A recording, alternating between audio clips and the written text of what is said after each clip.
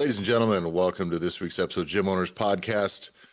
I'm your host, Tyler Stone. Over there's John Fairbanks. How you doing, John? I'm doing lovely, Tyler. How are you? I'm doing great. Guys, this week we're going to talk about, I'm going to ask you guys the question. This is something we brought up a lot on the show, is the things that you're trying to fix, work on, grow, develop, advance, sell, everything you're trying to do within your business.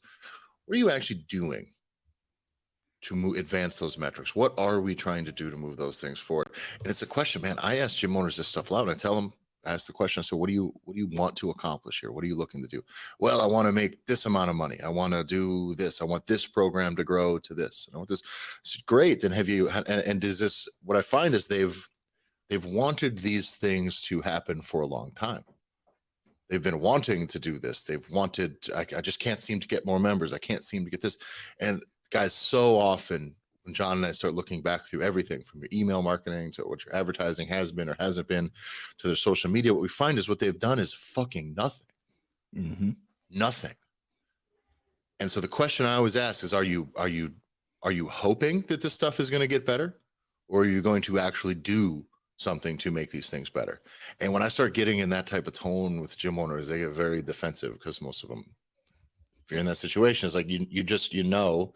And so you're going to redirect the conversation to something else or blame it on God knows what else. But fact of the matter is, guys, are you hoping that these metrics are going to improve, or are you actually going to do something decisive about it to fix it? And that's what we're going to get into today. Before we get started, go to the Gym Owners Revolution Facebook group. Links in the description there. If you want to learn more about the Gear Academy, our coaching product, what we also do for running ads, we also have the blog, lots of other stuff we can do for you here.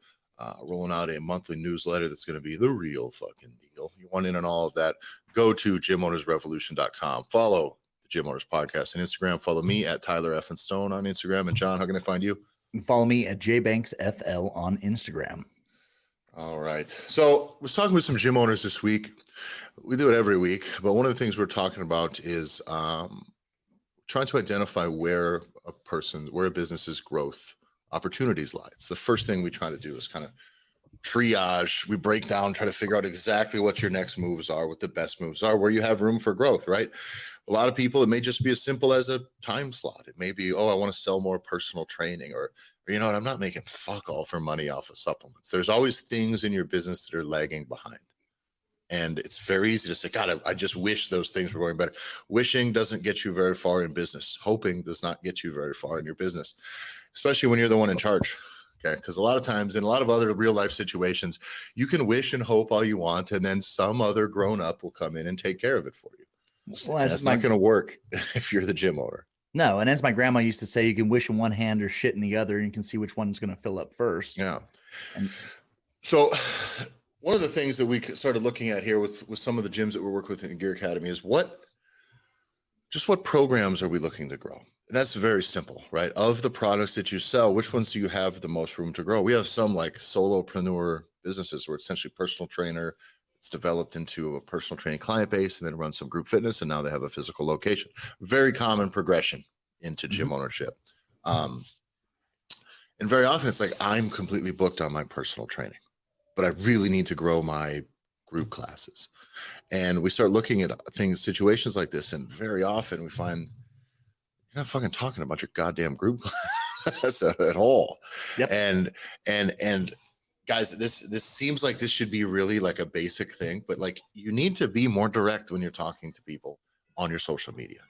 Your marketing can't just be about, here's our gym. And it can't always just be about, we talk about this, it should be about, your client, who they are, their results, but one of their desired results, the desired outcomes, where their starting point is, all their concerns. That's all great marketing. It's all great copywriting strategy. I love it. But at some point, if you do have a time slot that's available for group fitness, say your morning class, say your 6 a.m. class is just dead. It's dropping off 6 a.m., whatever that is. What do you need to do? Start advertising for those classes. Literally say, hey, did you know that you can work out before you go to work? Don't have time after work with school and kids and all this. Like it's an approach that seems, if you've been playing this game, it seems obvious. And I'm telling you, a lot of people listening to this are just wondering why things aren't working, wondering why things aren't changing. And it's not doing you any goddamn good. Well, and a big thing that gets missed is that you may be doing an excellent job in one particular part of your communication strategy. So you may do a great job of having signs around your gym. You may have posters or signs, and you may do a good job of just talking about it generally. But the reality is that everyone has a preferred mode of communication that they prefer. So you're going to have folks that are email readers or openers, or they're only on social media, or or neither. Or neither. You're going to have neither. you're going to have folks that are going to be you're typically your silver sneakers, your silver fox group, your 65 and above, 60 and above group. Stereotypically are going to be groups that are going to still not be on your app, and they're not going to be doing emails, and they're not going to scan your QR codes. Like they're not going to do those things. So you can't just abandon that population because they don't deserve to be able to have personal training or group classes or whatever. So this is where you end up tricking yourself. And we talk about this a lot, where I feel like I talk about this a lot, or I feel like I do okay. And then it's like, well, we looked at your Instagram account and you haven't posted anything, or you haven't talked about this in 2 years. In fact, your business doesn't even look like it's open. And it's like, oh, well, and it's, oh, well, it's just at this point, stop, don't talk anymore. Just accept it's like, fuck, that is something that is a gap that I did not realize was a gap. And the problem is, if we can see it, that means other people have been seeing it and they're seeing that as well. Yeah. And this can be in programs. This can be in demographics. This can be about specific class times. This can be about other accessory products you sell, and just simple things that sit on your value ladder. One of the things that we've been testing quite a bit here is we've done a lot of the marketing testing, just social media content strategies out of the MMA gyms, because I think grappling, jiu-jitsu, striking, I think martial arts studios, they've been growing. What was the number? It's almost 20% per year for like 10 or 15 years. Significant. So for John and I, it represents an opportunity. It's a business that we want to make sure that we figure this out, because I think there's a ton of growth. I think that market sits very similar to where CrossFit was in 2011, 12, 13, 14, 15, that era where things were just getting started. We get a lot of people in on passion projects and it's going, but we see a lot of the same issues that we saw back then in the functional fitness space. Start seeing it here. So one of the things we've been doing has been testing a lot of just content strategy to see, okay, let's just blow up our jiu-jitsu program, tons of it. Let's make sure we fight very much to make sure in this marketing that we want to be approachable. We want beginners. We're not in a place here where there's 500 people practicing jiu-jitsu here in this community. So we need to attract new people. So it doesn't do us any good to be talking about high-level jiu-jitsu shit. Nobody gives a fuck. Right. So that clout chasing stuff is no good. It doesn't do any good. Your brilliant expertise doesn't mean anything. You need to diffuse the main concerns of somebody who is thinking about possibly joining this thing. So duplicate these principles in your fitness gym, whatever your gym is. But what we did very much was just made it look fun, made it approachable, still spoke that it was legit. But you guys don't try to do this all in one post. This is where everyone fucks up. So what we did was posted multiple times a day, really, for months now. It's been 2 months, 3 months probably at this pace. Now, because we wanted to grow that program, because that's the program we have the most classes, it's the one we can support the most people, we've grown that program quite a bit. And now we've kind of have some data coming back without spending any money on paid advertisements. We've been getting between 4 and 6 new leads per week for those programs. 4 to 6 leads per week. So that's 20 to 30, give or take, 20, 25 leads a month. Now, John, what is like the main thing you're going to see when you're getting pumped to be running ads, right? We're going to get you 30 leads a month or whatever. Leads. This is the thing is there are 2 kinds of effort. There's time effort, and then there's just money. And I'm not opposed to you choosing one of the 2, but you better do one of the 2, other than sitting there and complaining about a problem that's not working out for you while you just sit there and twiddle your thumbs and hope. It's not going to fix it. It's really important too, though, for all of you that either you are playing in this leads game right now, or you're playing in the paid ads game right now, is that if you allow more than 50% of your business revenue to come in, if you allow more than that to come in through any type of paid advertising, you are building your business on a very shaky foundation and a very shaky structure. You're dependent. You are too dependent. You're going to leave yourself vulnerable. And these are things that we've all heard. You've heard horror stories of businesses going belly up and the .com bubble bursts and everybody's fucked and whatever it is. It's that comes from years and years of experience to where you cannot expose the business to be that drastically dependent upon Daddy Zuckerberg or Big Daddy Gates or whatever those things are. Those players are, right? You called out the idea that Google removed to do no evil from their core ethos, right? They remove don't be evil is no longer part of the thing, which opens the door to being evil. Lots of evil, and the last thing you need is somebody to be that's who holds the cards, that your revenue. And so that's where what I really like what we've been doing with those MMA gyms most specifically is that this is an area where organically to be able to take something that's so abstract as we're a place that allows you to choke people unconscious and hit people in the face. It's fun, it's attractive, and you know what? Women want to participate too. Yeah. Yeah, you know, and that was another piece. So we talked. This was the program. Sometimes you do need to put focus, right? We do need to talk focus. You cannot promote everything all at once forever. It gets confusing, right?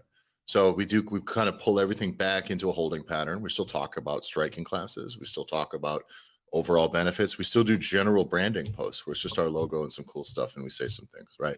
We still have group. So we still do all of the things, but we got to hit the gas hard on the one thing, right? And it's as simple as you're making decisions when we're doing our copywriting or our content creation, is, are we showing females doing this?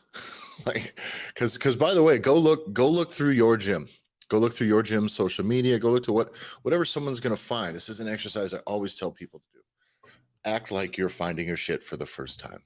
Put yourself in someone else's shoes. Go click through, scroll through your stuff. Check this out. By the way, it's a great exercise to see if your stuff works. Click your link tree.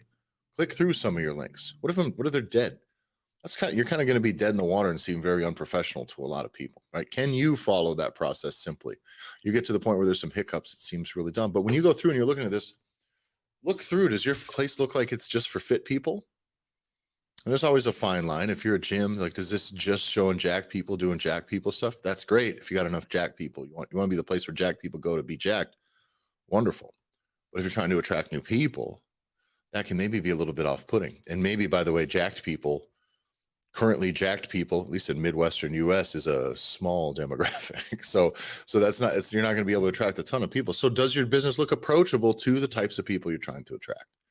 And that's very easy, as simple as finding representation, direct representation, or simply testimonials from someone who said, hey, I thought I was like this too, but it's not. I came here and it was wonderful. But you need to start diffusing all the concerns that are going to restrict somebody from taking a step closer towards whatever program it is you're trying to do. And that, again, every time I say these things and it sounds obvious to me because we really sit in this world, but I can tell you, I'm looking through tons and tons. John, we've been 500 some just Instagram accounts alone, 500 some, and we've been kind of nosing through them ad nauseum, repeating, trying to extract some patterns here. And Jesus Christ, guys, I don't know what you're talking about, what you're trying to promote, who you're talking to at all. And I know these gyms I know for sure if I told them, well, what are the 3 things you want to do to get more money, what program, whatever it is.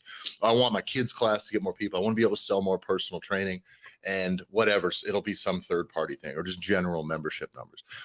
And when you ask, what are you doing to promote this? Well, nothing. I make one post about my kids' class when it opens up, and then that's it. John, you have an example about the kids program as well, where it's like, it's these people are not promoting it, and it's an issue still for the few people that are in it because it's starting to limit the program. Yeah, and your coaches typically, what it's important for you as a gym owner is that if you have stepped back just enough to be able to run the gym, or you're focused somewhere else, and you have handed something off to either a coach, your GM, or maybe that topic specific coach. So if you have a kids program, that's typically right, your powerlifting coach is not going to also be your kids coach, right? You're probably going to have another coach that does that or specializes specifically in your kids program. And the issue that can happen is that coaches will just continue doing whatever it is that they're doing, and we'll be like, well, we just don't have the buy-in, or there's no interest. And there can be a lot of excuses that come out of like, well, this is why the program's not growing. Where at the end of the day, it's, again, step back and do just an assessment of what is your, because I can tell you right now, when I have someone that says, most specifically, this example was our kids class, we just can't get it off the ground. Our teens class is doing great, but our kids class is not. And I take a look at it and I'm like, well, you've successfully not talked about it ever. And then it continues to cause stress on every other family that is inside your program because you never know if it's open.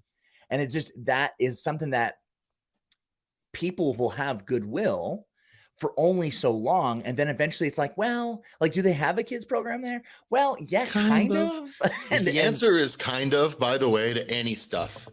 I know tons of gyms that do this with personal training, especially functional fitness gyms. Personal training is like an also ran with them. I don't understand it. Heaven forbid, you have this pocket where you can really help people directly. It's whatever. But like when I asked Jim, do you sell this? Do you sell supplements? Kind of.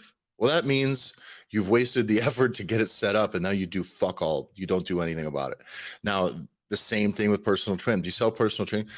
Kind of, but okay. Do you have a kids program? Kind of, but it's only like if kind of's the answer, you are exactly sitting there where the reason it's kind of and not, oh yeah, it's really successful is your effort. You've sat in that pocket of hoping that it's going to work, hoping that it's going to do better, instead of actually like, no. I have to build this thing. This is, John, this is a concept I want to transfer over because I've talked about this very much in gym ownership from a startup standpoint. Now, guys, if you started your gym, you got deep pockets and it's cool and you could just like, you just could do whatever and it was easy. You could just spend all the money and have the great facility. You had a bunch of investors, whatever that is. Great. I'm happy for it. It's not the way I started mine. And it's not the way a lot of the gym owners that we work with, kind of the ones we prefer to work with. It's not the ones that they started with either, because I like somebody who came into it passionately and is trying their best. Right. Mm-hmm. But in a lot of these people, frankly, even if you got a bunch of money behind you, getting your gym branded, named, built out, getting a location, getting it open, getting a facility, getting your first members, getting classes running, getting the gym existing is a starting point. We feel like it's a finish line when you're building it because it's so far away. So you get all the way through there, you feel like you've accomplished something, but all you've really done is built a thing that now you must feed, or else it dies. Okay. Every single program and product in your business is the same way. You cannot find, oh, cool, I got to deal with supplements, or I got some apparel, or I've got, I have a guy who can maybe do some personal training. I have a kids program time slot, kind of. And then we go, okay, good. Hate to break it to you. Your idea is worth fucking nothing. An idea is worth absolutely zero. You need to know that. Okay. The only thing that matters is, can I carry this ball across the fucking end zone? Can you do it? Can you carry it across the line? And that's what happens. You get a kids program, you have the idea, you had a couple parents who, by the way, this always starts, it made it very easy for you to be like, yeah, could you do this? Yeah, why don't we? But then you just leave it there and expect the rest of the growth to be that kind of easy and automatic, and it just dies on the vine. Well, and the problem, to keep to our kids example, thinking that the problem is that the kids program is just not getting enough interest, right? Oftentimes the problem is not the problem, right? So that problem is not that the kids class is not getting enough interest. The problem is that all the things that require people to have interest in a kids program, you aren't doing. Which therefore is leading to us thinking, oh, well, shit. And this makes a lot of sense in the fitness world, where it's like, well, my shoulder is really fucked up. And it's like, well, yeah, but it's probably the problem isn't the fucking shoulder. At least if you're like worth your salt. Like it can be the shoulder that you fucking have a torn goddamn shit in your shoulder, but it also can be that like you're fucking lat and you have a bunch of other shit that's wrong with it that can ends up causing that problem to happen in the shoulder. And the issue oftentimes is going to be coming from these areas where it's you think that you are doing the right things or you think you are focused on the right things, and then you are completely off base because you're getting distracted. And that's been the number one thing. If we think about for a second, like that wasn't hyperbole, Tyler, when you said we've looked at over 500 Instagram accounts, right? We really have dove in because we wanted to start to see the patterns that we were seeing from everything. How LinkedIn was used, how websites are then harnessed out of those accounts, how marketing is coming across, how community and services and products are being talked about. And we absolutely found patterns. And probably the biggest pattern is seeing an overwhelming similarity of everyone doing the same fucking thing. Yeah. And that was when we knew what we are seeing the clear 97% of the population doing. That's when we knew we have to be able to help our people, our Gear Academy people, the people that are in our world, our Gym Revolution people. We have to get them to zag. Everyone's zigging in that direction. We have to get them to zag in another direction, because when you look like everybody else and sound like everybody else, and your price is the same as everybody else, and your marketing is all about cheap or free or $1 or 99 cents or whatever. It's tough to differentiate. Talk about what you are instead of what. I don't know. There's a lot of balls that I think get dropped as we're going through a lot of these accounts, and I think there's a place for effort here that just it's not a ton of people. I think the reason I think people kind of stall on products and services and I'm just continuing to promote them is because you have so many. Right, you have 5 different things you want to do, and you're like, well, am I just adding this? It's like, no. You just need to shine the spotlight brighter on this. You need to focus on this one for a little bit, get it moving. This was a fucking we talked about this quite a bit, but this is out of like Jocko's Extreme Ownership book thing. But one of the things is always the cover and move, right? Okay, well, you can do this thing and it can fucking grow your business enough to give you the space where you can let that program run on less effort, less promotional effort, while you then go to the next thing and grow, because this thing is now producing. We run into this when we grew the jiu-jitsu program at this MMA gym quite a bit. And we also very much grew the female population in there. Matter of fact, last week we had our first smaller class, Friday class, 50% men, 50% women, 5 and 5. That's and if you've attended martial arts gyms, that's an accomplishment. It really, really is. To the where there was many classes a couple of months ago that was just all dudes. And that's somehow you're like, fuck, are we alienating 50% of the population in our area? Are we really doing it? But somehow we're completely dropping the ball. Meaning we need to make this approachable because this product is and should be for them. Why are we missing this? Mm-hmm.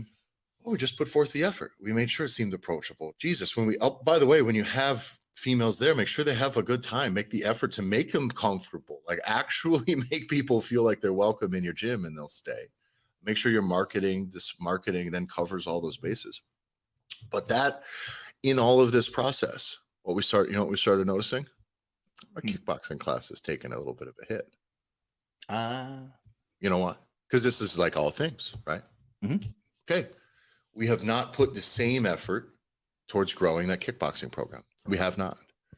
But again, Christ, you've seen it. We're pushing. There's a lot of promotion going out there, so we don't want to just be blasting everything all the time. But now we know we need to place extra focus next on upping that kickboxing program, especially for summer, because that's some fun stuff we can kind of get to outside. But that is a time where now we pivot and we say, okay, we can do the minimum. We've understand this formula. Let's grow based on referrals as opposed to external promotion.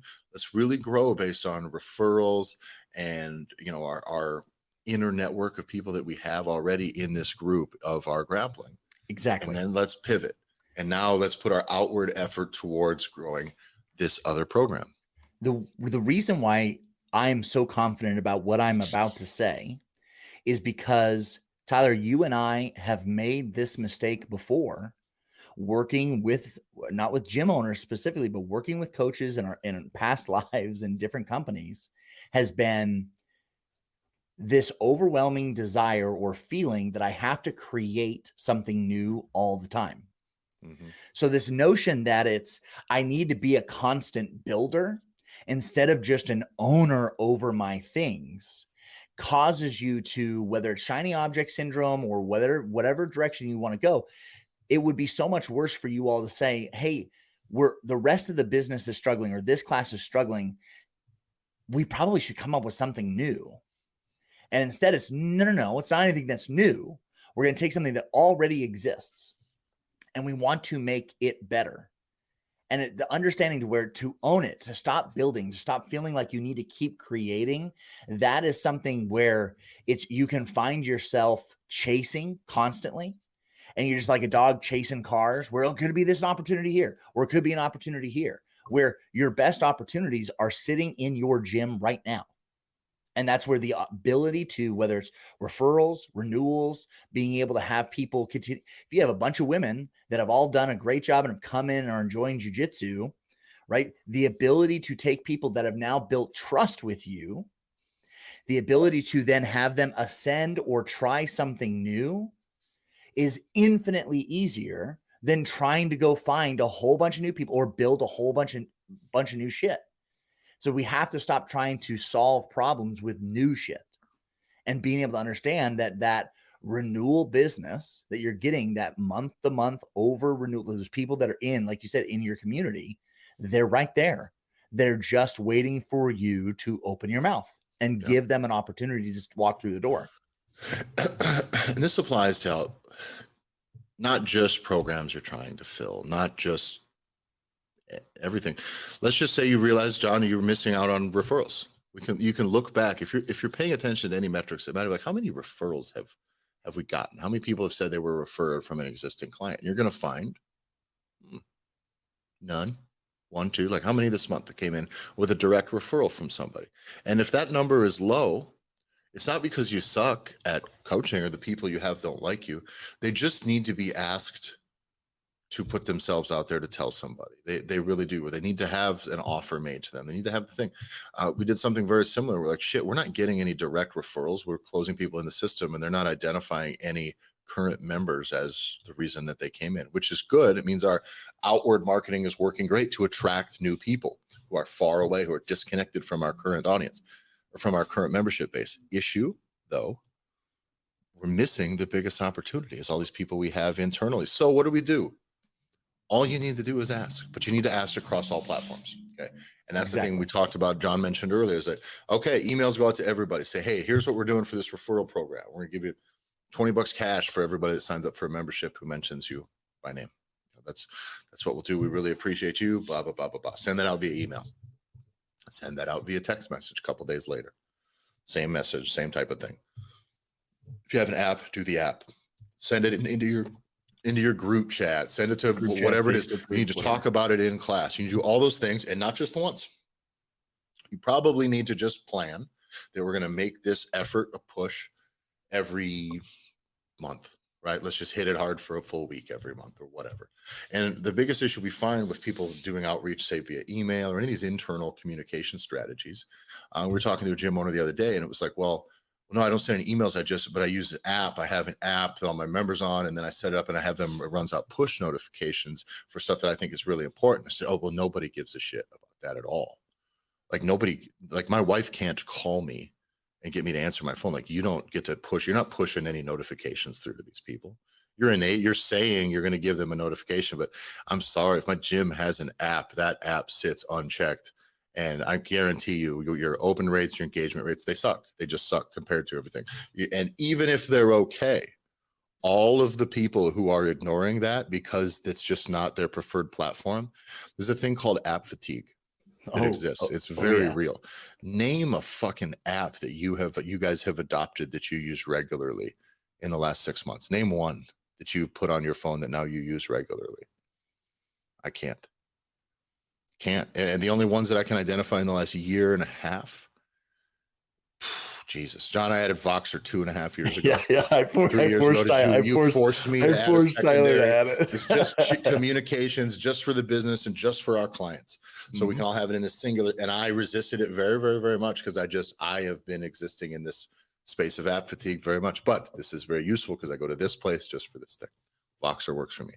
Almost no other apps. I've downloaded and used maybe one app in the last 6 months, and that is an app that via AI will completely extract the vocals, drums, guitar tracks from music.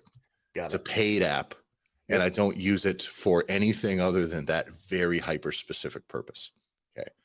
So I don't know what kind of apps you guys think you're using, whatever your communication strategy is going out there. If it is not multifaceted, it might as well not exist. Okay. This is no different than telling people reminders in the gym, right? Hey, reminder, guys, we've got supplements on the shelf. Reminder, we got this new program coming up next month. Hey, here's a reminder. If you're looking for nutrition coaching, get some weight down before summer, talk to so-and-so at the front desk. They can get you set up with it, right? But saying that once in a class when maybe people's attention is just somewhere else, right? Or maybe they're just busy, or maybe they didn't hear you, or maybe they're in a conversation with somebody else. If that's your only time that you're bringing this up, you're swinging and you're missing. And that works for everything, by the way. If you're only sending stuff via email and not having things happen in gym, via text message, also on your social media, via group chat or Facebook or whatever that's going to be, you're missing the boat as well, because your shit will get tabled, it'll get ignored. Nobody circles back, but this is 2023. Ain't nobody circling back around to any email they got from 2 days ago that they didn't open. It's not happening unless I determined it was urgent at that. If I didn't decide at that moment to open it, it's not getting opened. So you need to be consistent, and you need to be consistent across a bunch of different approaches, or else you're going to just feel like you're yelling into the void, and then you're going to sit there. There's nothing worse than hoping something's going to work and it not working. The only thing worse than that is just wondering why. You're going to sit there and wonder. And that's where it is 2023. And the cold hard truth that is hitting a lot of business owners right now, and people are starting to feel it or see it or get the squirrely or antsy because you're starting to sense that something is different, is whatever's been working in the last 2 to 3 years within the fitness industry over the next 18 months. Everybody that was winning because of those tactics and those things that they started to deploy and do over the last 2 to 3 years, those folks are not going, they're going to be losing in the next 18 months. Mm-hmm. You have, the people, society, everything has evolved. And yet you and I are continuing to look at our competition within what we do with gym owners. And we are looking at gym owners in general. And we are seeing a bunch of people that are still doing the same old shit from 2017, 18, and 2019. It hasn't changed. And you all feel that. And you might be guilty of it right now.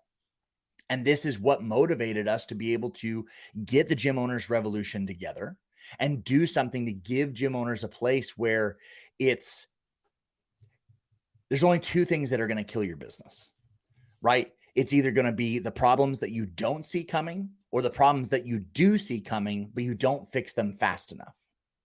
And the only way that you know how to do either of those things, or to get a competitive edge on everyone else that's around you, is to have a solid network of people that either that you trust and that you have done these things before. And that's where we just saw it was a massive gap, a massive void in the industry of people that were trustworthy, because the industry is full. And I've called it out before, like, is of the shake weight, ab burner 3000 type hyperbolic bullshit that's out there. And right now, it's, even if you pride yourself at not being guilty of those things, you still are unsure of what to do.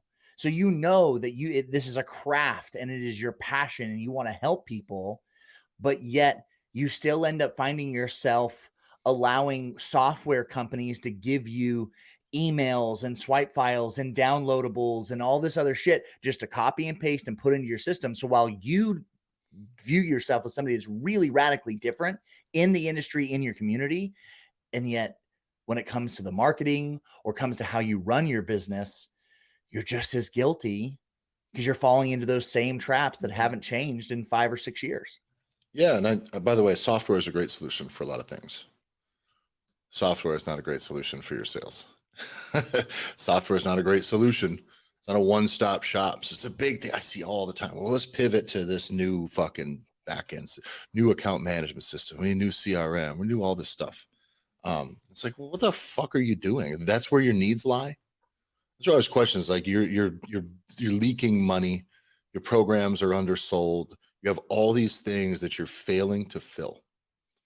You want to pivot, like, it's probably because I'm not on push press, whatever. It's like, get the fuck out of here with this.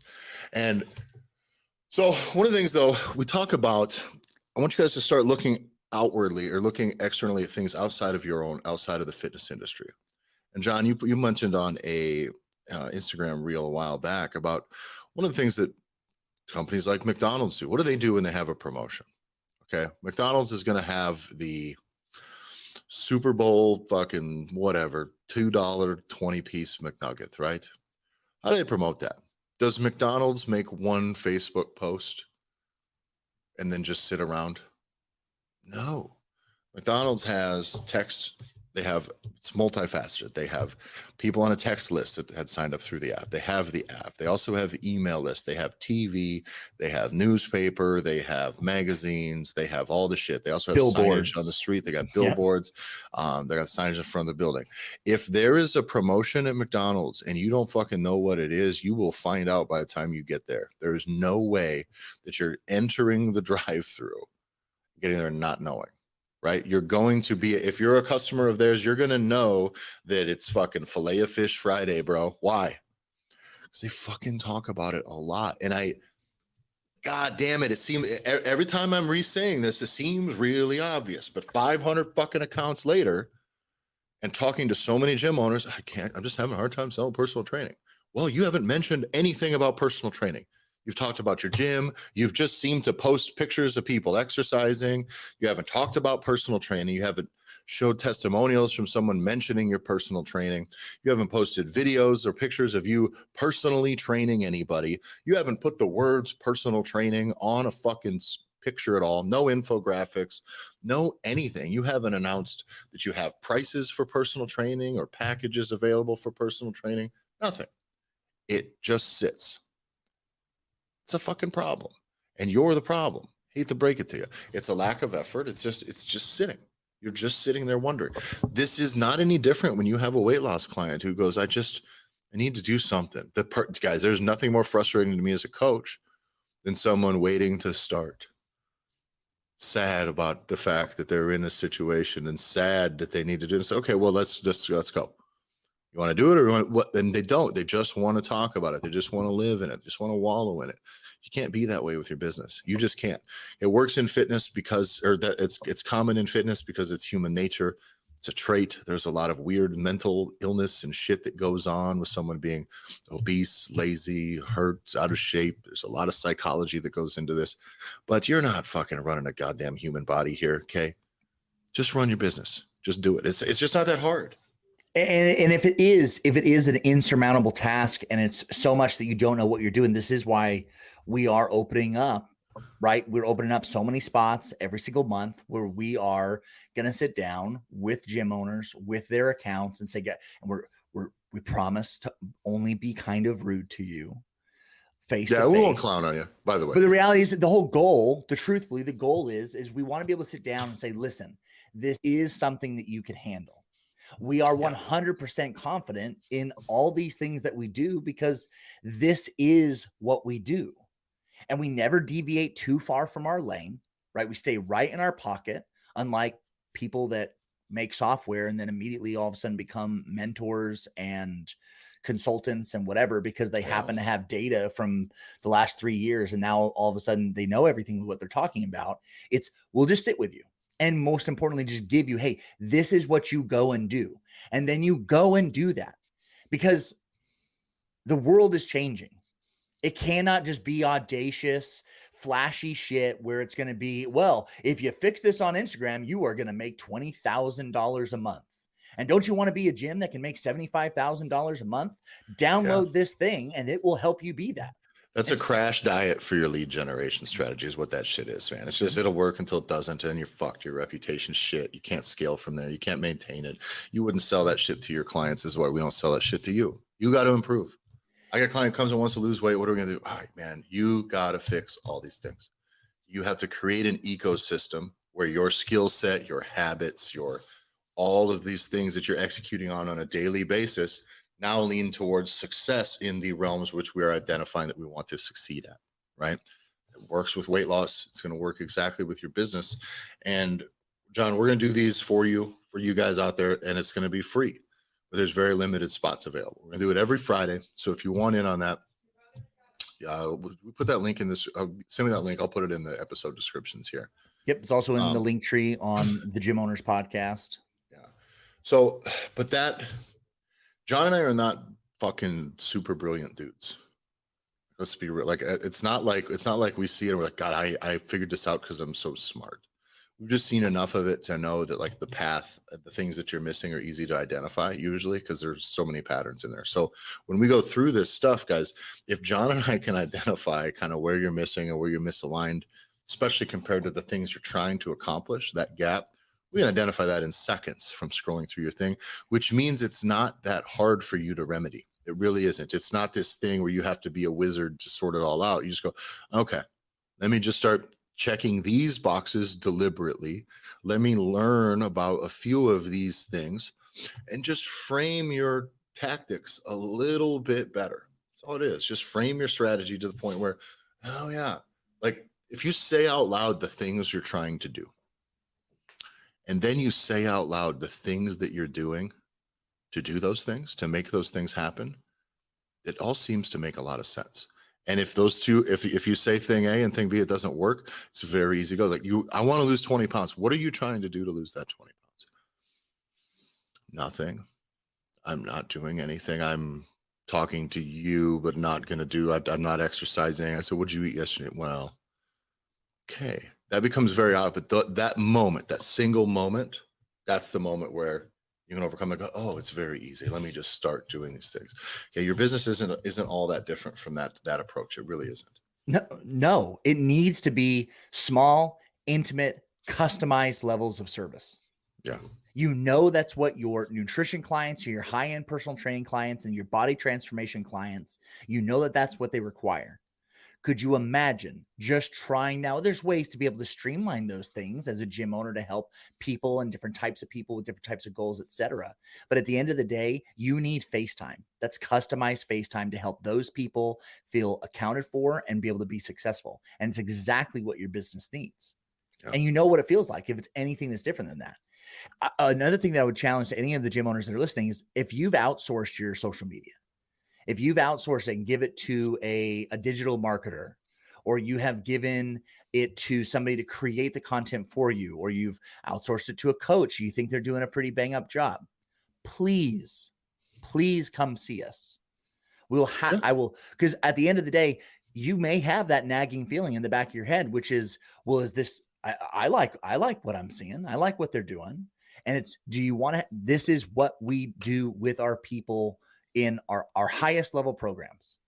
Yeah. And this is where we will sit down with you and give you peace of mind that everything's going great, or help you rub the rose colored glasses and get them off your eyes and say, hey, no, listen, this is a problem, because ultimately you're only going to come to us because you're saying, well, this isn't doing what I wish it was. I wish it was more. And that's where we want to be able to give you actual simple, actionable steps that you can take and immediately start to implement as soon as that we're done working with you and talking with you for those short minutes. Yeah. And this thing is so that you can know what should be done. This is, again, it's the issue when it comes to handing off your social media, handing off these things to staff, to external contractors, to just a coach to do it for you, is you don't know what you want. You don't really, and nor are you holding them accountable to what you want, nor are you holding them accountable to the outcomes. So we want to teach you to know kind of what you should be doing, what the outcomes should be, so that you can go back and just start to build a process that gradually self-corrects over time to the point where things are working for you. That's it. So if you want in on those, we're going to do those. We're going to help you with kind of an IG, Instagram. We're going to do it on Instagram kind of on your Instagram accounts. We're also going to do the one assumption on all of those things is to make sure all of this stuff is also going out on your Facebook.